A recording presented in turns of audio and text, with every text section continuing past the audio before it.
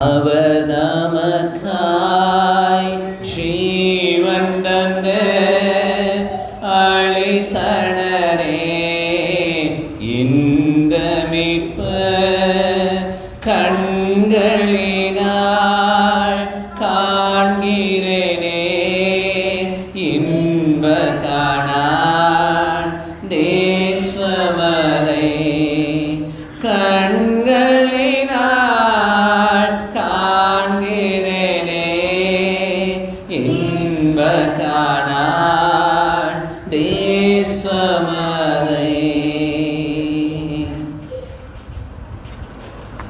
எங்கள் கண்களினால் இன்ப காணானை நாங்கள் காணுவதற்கு எங்களை தயார்படுத்திக் கொண்டே வருகிற எங்கள் நல்ல தகப்பனே, எங்கள் வாழ்வின் வடிகளின் படிக்கட்டுகள் ஒவ்வொன்றும் பரத்துக்கு ஏறுவதாய் அமையட்டும். இன்னும் அதிகமாய் உண்மையே கிட்டி சேருவதற்கு எங்களுக்கு சொல்லித்தாரும். அதற்கு முதல் படியாய் கடவுளுக்கு எங்கள் வாழ்க்கையில் முதலிடம் கொடுக்க, கடவுளுக்கு எங்கள் வாழ்க்கையில் முக்கிய இடம் கொடுக்க, கடவுளுக்கு எங்கள் வாழ்க்கையில் முழு இடம் கொடுக்கிறவர்களாய் எங்கள் வாழ்க்கையை நாங்கள் பண்படுத்திக் கொள்ள நீர் எங்களோடு கூட பேசும் வார்த்தைகளை ஏற்றுக்கொள்கிற மனப்பக்குவத்தை தாரும். அவைகளை நாங்கள் செயல்படுத்தி பார்க்க எங்களுக்கு வாய்ப்புகளை அருளி செய்து இன்ப ரட்சகர் இயேசு கிறிஸ்துவின் நாமத்தில் ஜெபிக்கிறோம் நல்ல பிதாவே. ஆமேன், ஆமேன், ஆமேன். கிறிஸ்துவுக்குள் பிரியமானவர்களே,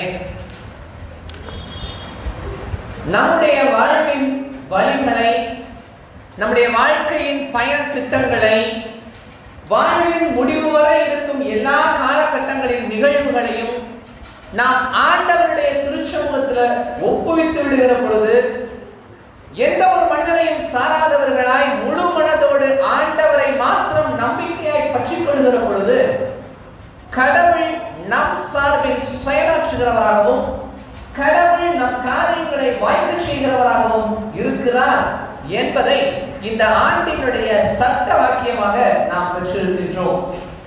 சங்கீதம் 37வது அதிகாரத்தில், சரியாக சொன்னால் பாடலின் 5வது வசனமாக இது நமக்கு வருகிறது. வாழ்க்கையில் நீதிமான்களாகவும் துன்மார்க்கராகவும் வாழ்ந்து மரிக்கிற ஜனங்களின் மத்தியில் தேவனுடைய மனுஷன் என்று பெயர் பெற்றுகிற ஒருவன் தன் வாழ்நாளின் ஒவ்வொரு நிகழ்வுகளையும் நகர்வுகளையும் ஆண்டவருடைய சமூகத்தில் ஒப்படைக்கிறவனாய் செயல்பட வேண்டும்.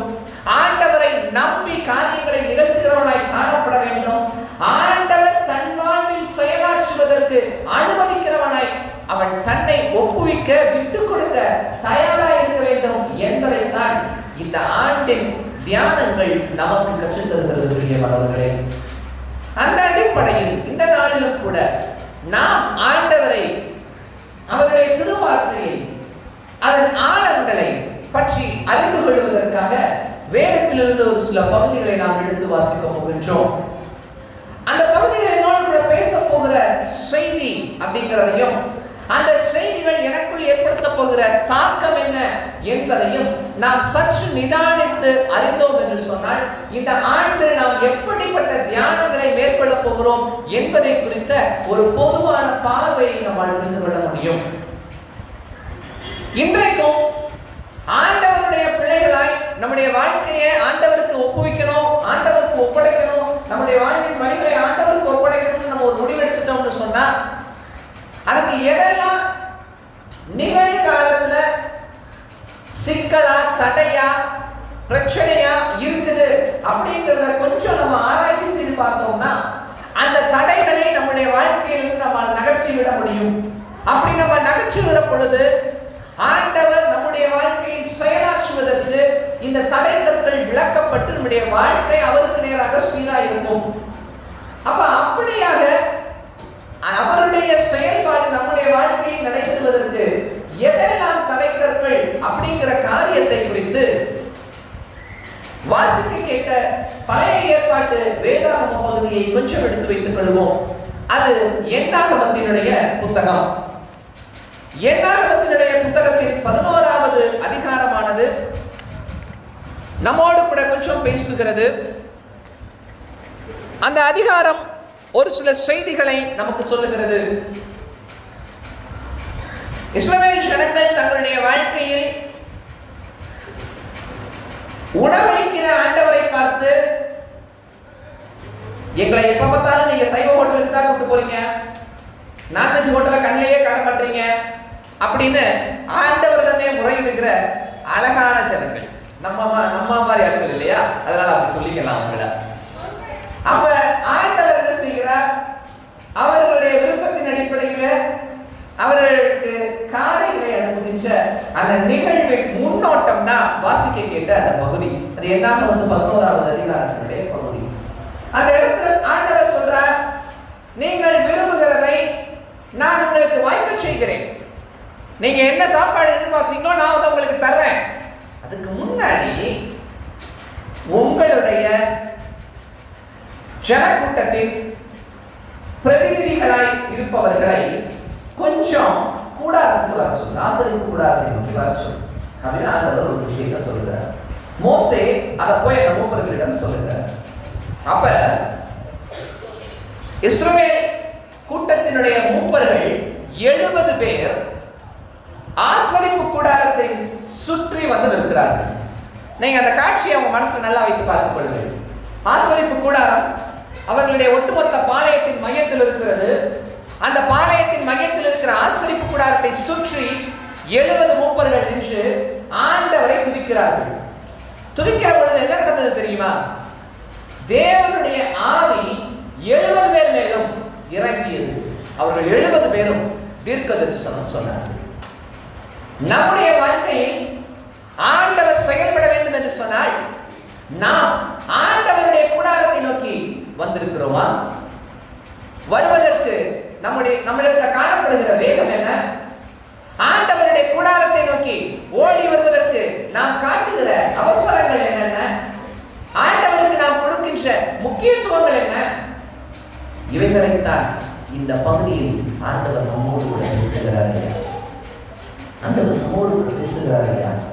நம்முடைய உலகினுடைய தேவைகள் என்ற பல நேரங்களில் ஆண்டவருக்கு நம்ம போய் லிஸ்ட் போட்டு கொடுக்கிறோமே. ஆண்டவர் சொல்றார், நீ கேட்கிறதா அவர்களுக்கு தரது இருக்கட்டும் ஐயா, என் கூடாரத்துக்கு வாருங்கள். கூடாரத்துக்கு நீங்கள் வரப்படும் பொழுது ஆண்டவருடைய ஆவியை பெற்றுக் கொள்வீர்கள். கடவுளுடைய ஆவியால் ஆட்கொள்ளப்படுகிற பொழுது நீங்கள் தீர்க்க தரிசனம் சொல்வீர்கள். நீங்கள் வரும் காரியங்களை பிறருக்கு அறிவிக்கிறவர்களாய் மாறுவீர்கள். பல ஆண்டுகளாக இந்த சபையில உறுப்பினர்களாக இருந்து பல ஆண்டுகளாக இந்த சபையின் மூலமாக ஆண்டவருடைய அன்பை அறிந்து கொண்ட திருச்சபை மக்களாகிய நீங்கள் ஒவ்வொருவரும் இந்த ஊர்ல இருக்கக்கூடிய உங்களுடைய சொந்தக்காரங்களுக்கு, உங்களுடைய மற்ற நண்பர்களுக்கு ஆண்டவருடைய அன்பை அறிவிக்கின்ற, ஆண்டவருடைய காரியங்களை அறிவிக்கின்ற தீர்க்கதரிசிகளாய் மாற வேண்டும் என்று ஆண்டவர் ஒவ்வொருவரையும் இந்த வருஷத்துல எதிர்பார்த்து கொண்டே இருக்கிறார்கள். உங்கள் ஒவ்வொருவரையும் இந்த வருஷத்துல ஆண்டவர் இந்த பகுதிக்கு ஒரு தீர்க்கதரிசியாக மாற்றப் போகிறார். அதற்கு நீங்கள் செய்ய வேண்டியது என்ன தெரியுமா? ஆண்டவருடைய ஆவியை பெற்றுக் கொள்ள வேண்டும். அதற்கு செய்ய வேண்டியது என்ன தெரியுமா? தேவனுடைய கூடாரத்திற்கு வாருங்கள். தேவனுடைய கூடாரத்துக்கு வருவதற்கு உங்களை எந்த அளவுக்கு நீங்கள் தயார்படுத்துகிறீர்கள்? ஆண்டவரோடு நமக்குள்ளால் முதலாவது ஐக்கியம் என்பது இருக்கிறதா? அந்த ஐக்கியம் எந்த அளவுக்கு நமக்குள் இருக்கிறது? அந்த சம்பவத்தை நீங்க வாசித்து பார்த்தீங்கன்னா தெரியும். பழைய ஏற்பாட்டு வேதாகத்தை வாசித்த சகோதரர் வாசிக்கும் பொழுது அதுல ஒரு வாசகம் ஒன்று சொன்னாரு. 70 பேரும் வந்தாங்க. 70 பேருக்கும் அழைப்புதல் கொடுத்தாச்சு. கூட்டம் வந்துருச்சு, ஆரம்பிச்சாச்சு. ஆவியானவர் வந்துட்டாரு, தீர்க்கதரிசனம் சொல்லி முடிச்சாச்சு. எல்லாம் சொல்லி போது ஒரு சின்ன பையன் வேகமா ஓடி வந்தான். அவன் வந்து சொன்ன முக்கியமான விஷயம் என்ன சொன்னா, ஐயா நீங்க 70 பேரை சர்ச்சுக்கு வாங்கன்னு கூப்பிட்டீங்க. அவன் வந்தது பாருங்க 68 பேர் தான். 2 பேரு சர்ச்சுக்கு அவன் வீட்டிலே இருந்துட்டாங்கய்யா. யார் அந்த ஆட்கள்? Eldad, Medad. இந்த எல்தாத்தும் மேதாத்தும் சர்ச்சுக்கு வரலன்றாங்க. கவனிக்கல, ஆண்டவருடைய அழைப்பு நம்மளை ஒவ்வொருவரையும் தனிப்பட்ட முறையில எத்தனையோ தடவை கூப்பிட்டோம். அழைப்பை உதாசீனப்படுத்துகிறவர்களாய் நாம் காணப்படுவோம் என்று சொன்னால் நம்ம இவ்வளவு அன்பா இருக்கிற ஆண்டவர், நம்முடைய காரியங்களை எல்லாம் நமக்கு வாய்க்க செய்வேன் என்று வாக்குரைத்து விட்ட ஆண்டவர், அப்படிப்பட்ட ஆண்டவரை பார்ப்பதற்கு நாம் ஓடி வர வேண்டாமா? நாம் ஓடி வர வேண்டாமா? நம்மிடத்துல காணப்பட வேண்டிய இந்த வருஷத்தினுடைய ஒரு அழகான தீர்மானமாக இதை கொஞ்சம் எடுக்கலாமே. ஆலயம் 9:30 மணிக்கு ஆரம்பிக்குதுன்னா 9 மணிக்கு சபை மக்கள் எல்லாரும் வந்து கூடி இருந்து, போதகர் வந்து ரெடியாக இருக்கிற நேரத்துல, மைக் செட்டிங் அங்க ரெடி ஆகிட்டு இருக்கிற நேரத்துல சபை மக்கள் எல்லாம் ஒன்னா உட்கார்ந்து கைதட்டி ஒரு பாட்டு பாடிக்கிட்டு இருந்தாங்கன்னு வைங்களேன். எப்ப ஆரம்பிக்கிறீங்களா ஆரம்பிங்க, நாங்க அதுக்கு பாட்டு பாடிக்கிட்டு இருக்கோம், எல்லாரும் சபை மக்கள் எல்லாம் ஒன்னா உட்கார்ந்து கைதட்டி பாட்டு பாடிக்கிட்டு இருந்தாங்கன்னு வைங்களேன். அந்த ஆலயம் எப்படி இருக்குன்னு கொஞ்சம் கற்பனை பண்ணி பாருங்களேன். நம்ம ஆலயம் அப்படி மாறணும்னு ஆண்டவர் விரும்புறாரு. நம்ம ஆலயத்தின் மக்கள் உள்ள அந்த ஐக்கியம் வரும்னு ஆண்டவர் விரும்புறாரு. 68 பேர் அங்க ஒன்று சேரும் பொழுது அங்க தேவனுடைய ஆவி இறங்குதுன்னா, இந்த அறப்படை தேவன் பட்டியல இந்த ஊர்ல இருக்கக்கூடிய இந்த திருச்சபையில இருக்கக்கூடிய இந்த ஜனங்கள் எல்லாரும் ஒன்றாக கூடி நீங்க எல்லாரும் கைதட்டி பாடி ஆண்டவரை துதிச்சீங்கன்னா கர்த்தருடைய ஆவி இறங்குமே. நீங்க ஒவ்வொருவரும் தீர்க்க தரிசனம் சொல்லுவீங்களே, ஆண்டவரை எதிர்பார்க்கிற இந்த வருஷத்துல அந்த உங்களோட பேசுவதற்கு காரியம் ஐயா. இரண்டாவது குறிப்பாக, ஒருவேளை இப்படியாக ஆலயத்தில் இருக்கக்கூடிய என்னுடைய சக விசுவாசிகளோடு கூட சேர்ந்து கூட அவ்வளவுதான் தாராளமா நம்ம கூடிடுவோம். ரைட்டு, என்னைக்கு வரணும்? சனிக்கிழமை வரணும் அப்படிதானே சொல்றீங்க? சனிக்கிழமை சாயங்காலம் வரணும். எத்தனை மணிக்கு வரணும்? 4 மணிக்காயா? 6 மணிக்காயா? ஐயா நாங்க 3:30 மணிக்கே வந்துடுறோம். இதேன்னா அந்த பக்கத்து வீட்டுக்காரனோட ஒரு பிரச்சனை இருக்கு, இங்க வந்து நம்ம பேசிட்டுக்கலாமா ஐயா? பக்கத்து வீட்டுக்காரனோட ஒரு வாக்குவாதம் இருக்கு, இங்க உட்காந்து நம்ம கொஞ்சம் பேசிட்டுக்கலாம்ல.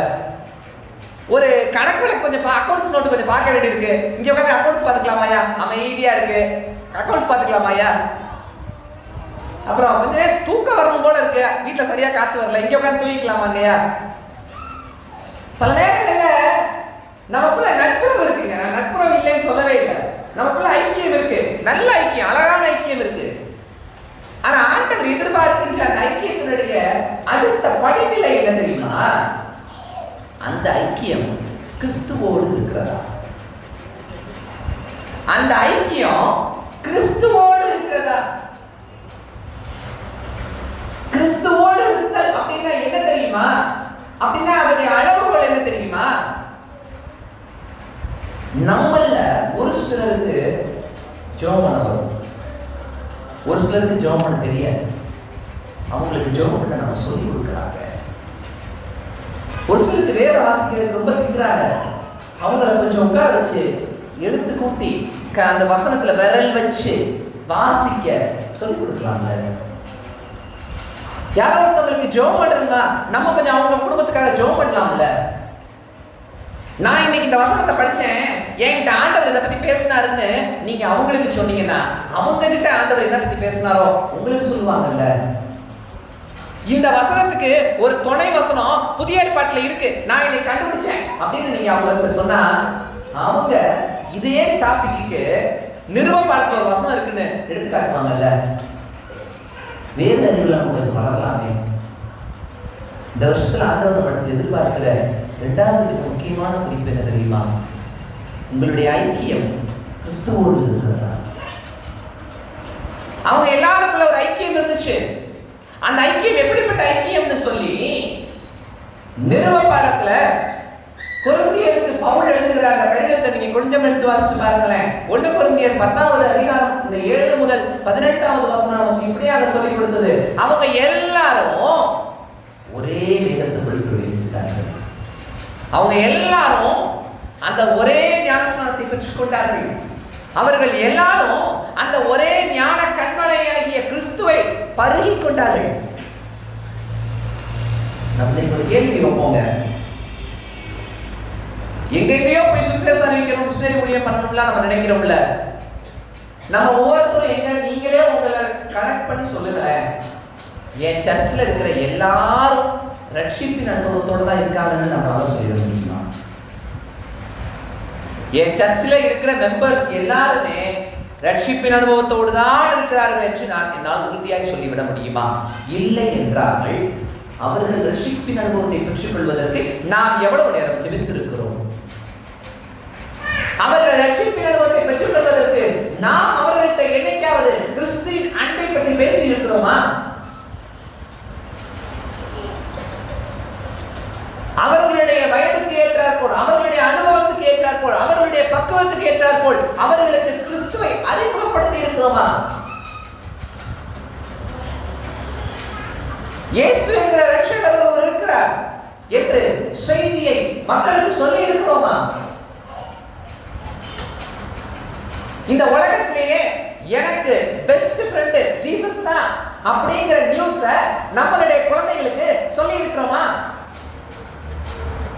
உன்னை எந்த ஃப்ரெண்டு உன்னை திட்டினாலும், எந்த ஃப்ரெண்டு உன்னை கள்ளக்கொண்டு அடிச்சாலும் ஆண்டவர் உன்னை அடிக்கவே மாட்டாரு, அவர் உன் மேல அன்பா இருக்காரு அப்படின்னு நம்மளுடைய குழந்தைங்களுக்கு கிறிஸ்துவை அறிமுகப்படுத்தி இருக்கிறோமா? நீ எத்தனையோ கதை படிக்கிறீங்கல்ல, அந்த கதைக்குள்ள நிறைய அழகான கதையெல்லாம் இருக்குல்ல, நான் ஒரு புக் வச்சிருக்கேன், இதுல சூப்பரான கதையெல்லாம் இருக்கு என்று உங்கள் பிள்ளைகளுக்கு வேதத்தை அறிமுகப்படுத்தி இருக்கிறோமா?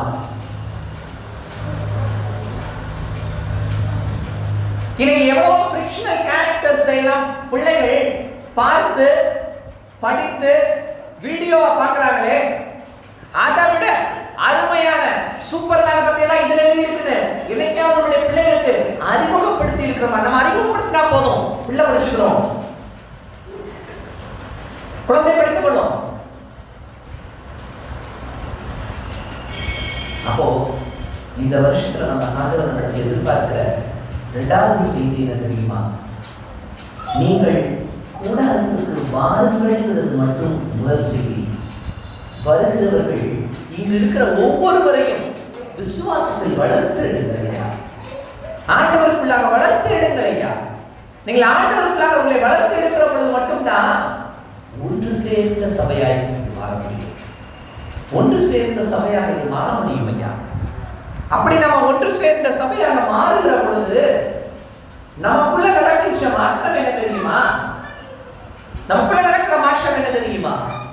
அதைத்தான் 3வது வேத பாடமாக நாம் வாசிக்க கேட்டோம். அந்த 3வது வேத பாடமாக நற்செய்தி பாடமாக நாம் வாசித்த யோவான் எழுதின நற்செய்தி நூல் 10வது அதிகாரத்தினுடைய 7 முதல் 18வது வசனம் நமக்கு சொல்லித் தருகிற செய்தியை கொஞ்சம் திருப்பிக் கொள்கிறேன்.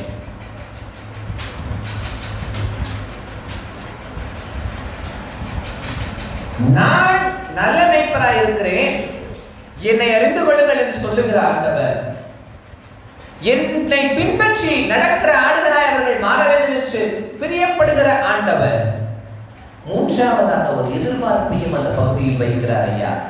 அது என்ன தெரியுமா? இந்த தொழுவத்தில் இருக்கிற ஆடுகள் போக இன்னும் அநேக ஆடுகள் எனக்கு உண்டு. பாதை மாறிய அந்த ஆடுகளை பத்திரமாய் கொண்டு வந்து சேர்ப்பதற்காகத்தான் உன்னை பக்தனாக கொண்டேன் என்று ஆண்டவர் இன்றைக்கும் நம்மோடு பேசிக்கொண்டே இருக்கிறார். நாம் கிறிஸ்துவோடு ஏற்படுகிறோம், நம்மோடு உடனிருப்பவர்களை கிறிஸ்துவுக்குள் வளர்க்கிறோம்.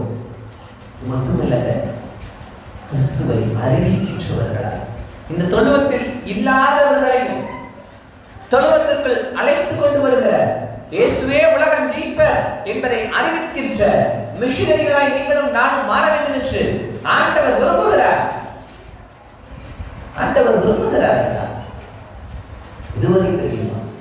ஒரு நாள் வரும், மத்திய ஆகாயத்தில் ஆண்டவர் வருகிற பொழுது நம்மிடத்துல கணக்கு கேட்பார்.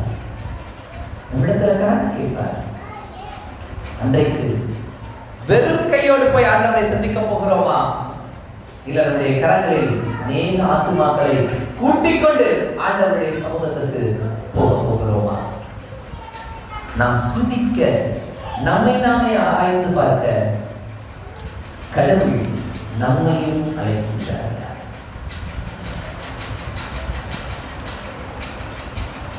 தன் வாழ்க்கையின் துவக்கத்தில் ஆண்டவரை அறியாத குடும்பத்தில் பிறந்து தாயின் அன்பும் கிடைக்காத சூழலில் வளர்க்கப்பட்ட ஒரு பெண் அவருடைய வாழ்க்கையை குறித்து உங்களோடு கூட நான் பகிர்ந்து கொள்வதன் மூலமாக இந்த செய்தியை உங்களுக்கு இன்னும் விளக்கி காட்ட விரும்புகிறேன். அந்த பெண்ணினுடைய பெயர் பஞ்சவர்ணம். ஆண்டவரை அறியாத குடும்பத்தில் பிறக்கின்ற இந்த பெண் உலகத்தில் அன்புக்காக ஏங்கியவராக, அநேக துயரங்களை வாழ்க்கையில் பட்டவராக தன் வாழ்க்கையை துவங்கி நகர்த்தி கொண்டு வருகிறார். காலம் ஒன்று வருகிறது. கர்த்தரே தெய்வம் என்பதை அறிந்து கொள்கின்றார். கர்த்தரை உறுதியாய் பற்றிக் கொள்கிறார்.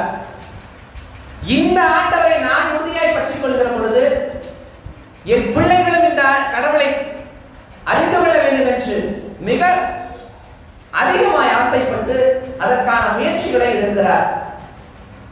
அவருடைய கடவுளுடைய தரப்பிலிருந்து அவருக்கு அனுமதிகளும் ஆதரவுகளும் இல்லாதிருந்த சூழ்நிலையிலும் தன் பிள்ளைகளை கிறிஸ்துவுக்குள்ளாக வளர்ப்பதற்கு பாடுபடுகிறார்.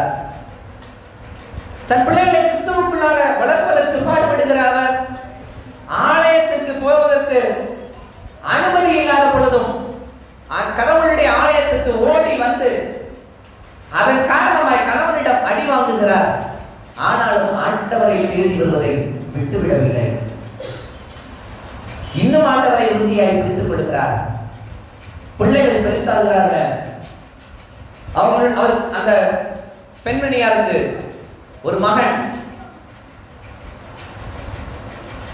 சில மகன்கள் இருக்கிறார்கள். இந்த மகனை ஆண்டவருக்காக பயன்படுத்துவேன் என்று உறுதி கொள்கிறார். இந்த மகனை ஆண்டவருடைய திருப்பணிக்கு மிஷனரியாய் அனுப்பிவிடுகிறார். அம்மாவினுடைய சொற்களையும் அம்மாவினுடைய அனுபவங்களையும் அம்மாவினுடைய விசுவாசத்தையும் பார்த்து வளர்ந்த பிள்ளை பிற மொழி பேசுகிற மக்கள் மத்தியில் மிஷனரியாக சென்று வேதத்தை மொழிபெயர்க்கின்ற பணியை மேற்கொண்டு ஆண்டவருக்கு சாட்சியாய் வாழுகிறார். அவருடைய குடும்பமும் ஆண்டவருக்கு சாட்சியான ஒரு குடும்பமாய் வாழுகிறது. மிஷனரி பணித்தளங்களில் உணவு முறைகளின் குறைபாட்டினால் உடல் சிறுமீனம் பெற்று தன் தாய் உயிரோடு இருக்கும் பொழுதே மகன் கடவுளின் திருவடியை அடைந்து விடுகிறார். அந்த சூழ்நிலையிலும் இந்த பஞ்சவர்ணம் அம்மா தன்னுடைய பக்தி வைராக்கியத்தை இழந்து விடவில்லை.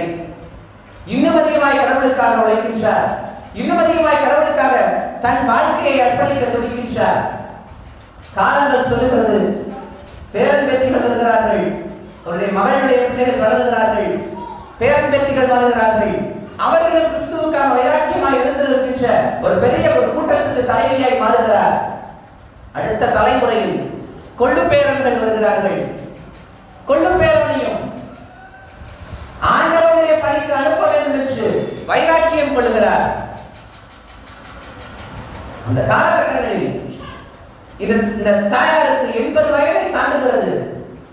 80 வயதை தாண்டுகிற அந்த காலத்திலும் தன் வீட்டுக்கு அருகில் இருக்கக்கூடிய ஒவ்வொருவரையும் பார்ப்பதற்கு தந்த ஏரியாவுடைய மக்களை போய் சந்திச்சு அவர்களோடு பேசி அவர்களுக்கு தேவையானவர்களை வாங்கி கொடுத்து அவர்களோடு ஒரு இணக்கத்தை ஏற்படுத்தி கொடுத்து அதன் மூலமாய் ஆண்டவர் அன்பானவர் என்பதை தன் வாழ்வில் செயல்படும் மூலமாய் சொல்லி காட்டுகிறார். அவருடைய வாழ்க்கை இன்னும் அதிகமாய் நகர்கிறது. கிறிஸ்துவின் அன்பும் அவர்களுடைய வாழ்க்கையிலும் அவருடைய குடும்பத்திலும் அவருடைய பிள்ளைகளின் ஆசீர்வாதங்களிலும் பெருகுகிறது. காலம் ஒன்று வருகிறது.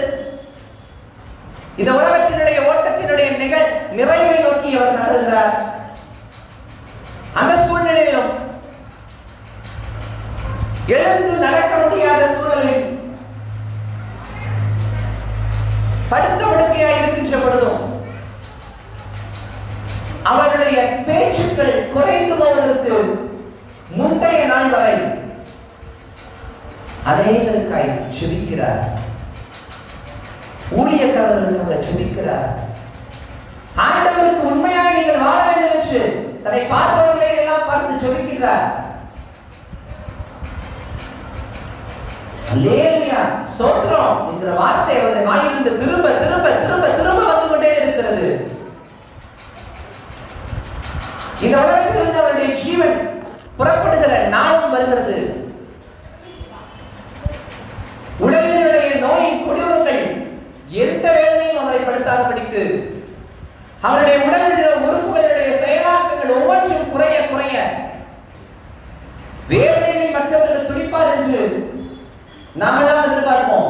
ஆனால் அந்த அம்மாள் அமைதியாக ஆண்டவர் என்னோடு இருக்கிறார் என்ற நம்பிக்கையை தன் பார்வையால் மற்றவர்களுக்கு தெரியப்படுத்திக் கொண்டே இருந்தார். நொடி ஒன்று வந்தது, அவருடைய தலை சாய்ந்தது, அவருடைய கண்களில் இருந்து ஒரு சொட்டு கண்ணீர் வந்தது, அந்த உயிரும் பிரிந்தது. அந்த அம்மாள் தன்னுடைய 94வது வயதில் எலிசபெத் பஞ்சவர்ணம் என்கின்ற பெயரோடு தேவனுடைய நித்திய ராஜ்யத்துக்குள் நிலைப்பாரச் சென்றார். இப்படிப்பட்ட விசுவாச வீரர்களை இதே தமிழகம் பெற்றிருக்கிறது என்று சொன்னால் நீங்களும் நானும் அடுத்த எலிசபெத் பஞ்சவர்ணங்களாக மாற வேண்டியதை தான் ஆண்டவர் இந்த வருஷத்தில் நம்மளுக்கு எதிர்பார்க்கிறார். நீங்களும் நானும் ஒரு எலிசபெத் பஞ்சவர்ணமாக மாறினால் மட்டுமே நம்முடைய தலைமுறைகளை மிஷனரி ஊழியத்துக்கு அனுப்ப முடியும். நாம் கூடார வாசலை நோக்கி வேகமாய் ஓடி வருகிற பழக்கமுடையவர்களாய் இருந்தால் மட்டுமே, நாம் அடுத்தவர்களை கிறிஸ்துவுக்குள்ளான அறிவில் வளர்ப்பதற்கு காரியங்களை மேற்கொண்டால் மட்டுமே, நாம் பிறருக்கு கிறிஸ்துவின் அன்பை அறிவிக்கிறவர்களாய் மாறினால் மட்டுமே இப்படிப்பட்ட பஞ்சவர்ணங்கள் நம்முடைய குடும்பத்திலிருந்து புறப்பட முடியும். இந்த பஞ்சவர்ணம் அம்மா அவர்களுடைய மகளுடைய மகன், அதாவது பஞ்சவர்ணம் அம்மாவுடைய கொள்ளு பேரன் ஜோசப் தேவபிரியர். இப்படிப்பட்ட இன்றைக்கு உங்களுடைய சபையில் உங்கள் அனைவரோடு இணைந்து கிறிஸ்துவின் அன்பில் உங்களை கட்டி எழுப்புவதற்கு இன்றைக்கு HMSல் இருந்து ஒரு மிஷனரி அனுப்பப்பட்டிருக்கிறார் என்று சொன்னால் பஞ்சவர்ணம் கடவுளிடம் வாங்கிய அடிகள் அதற்கு காரணம்.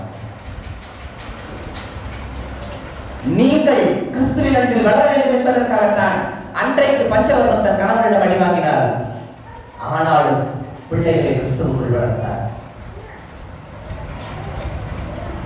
மகனே, இந்த அடிகள் உனக்காக என்று ஆண்டவர் சொன்னாரே, அதை தன் வாழ்வின் அனுபவமாக மாற்றினார். ஏன் தெரியுமா? ஏதோ ஒரு நாள் வரும், என் பேரனோ என் கொள்ளும் பேரனோ ஒரு மிஷனரியாய் போகிற பொழுது அங்கு ஒரு சபை இருக்கும், அந்த சபையின் மக்கள் உயிர் நீட்சி அடைய வேண்டும் என்கின்ற தூர தரிசனத்தை தன் வாழ்க்கையில் கொண்டிருந்தார். கிறிஸ்துவுக்குள் பிரியமானவர்களே,